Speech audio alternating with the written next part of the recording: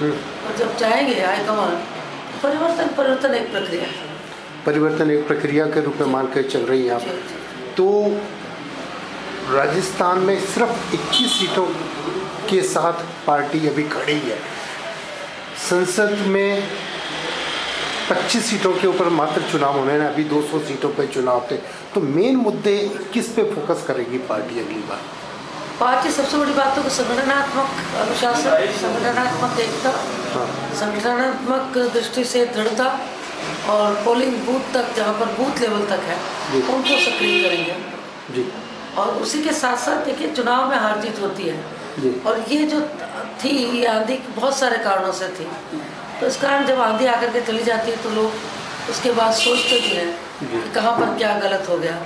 तो वो भी सोचने का वक्त मिलेगा। हमारे पास भी पास है और महंगाई को कम करने की दिशा में काफ़ी प्रयास किया जा रहा है, किया जाएगा। सर, आपके डिपार्टमेंट की एक बहुत अच्छी योजना चली हुई थी ठड़ी वालों को देने के लिए, और उसके लिए आपने 80 करोड़ रुपए उदयपुर को दिए भी थे।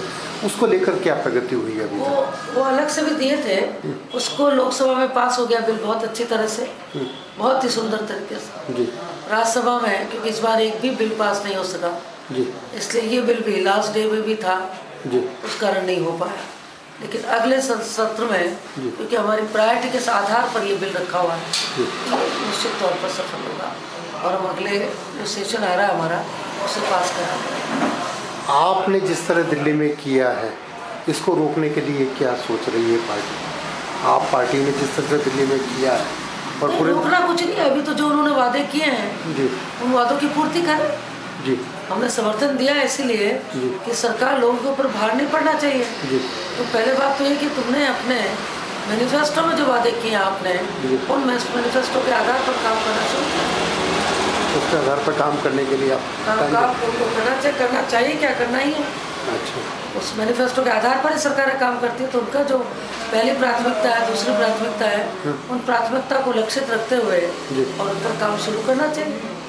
इसलिए हमारी तरफ से तो हम तो दिल्ली में हार के बैठे हैं उत्साह, और हमने ये कहा है कि जो सकारात्मक सहयोग होगा सरकार को रचनात्मक कार्यों में, वो हम बिल्कुल देंगे। मोदी को आप किस तरह से देख रहे हैं? मोदी गुजरात का मुख्यमंत्री है जिस तरह से, और बीजेपी की तरफ से प्रधानमंत्री का दावेदार भी है। उसके अतिरिक्त क्या देखें, वो मोदी जी का एक अपना है, लेकिन इसको हवा नहीं मानते और न उनकी हवा मानते हैं, क्योंकि ये होता तो छत्तीसगढ़ और मध्य प्रदेश के कारण उनकी जीत के ये होते हैं। लेकिन वहाँ पर उनकी सरकारों ने, मुख्यमंत्री जी ने काम जो किया वो कार्य है। फिर भी सीमित रूप में पूरे हिंदुस्तान को केवल गुजरात देखना पर्याप्त नहीं होता है।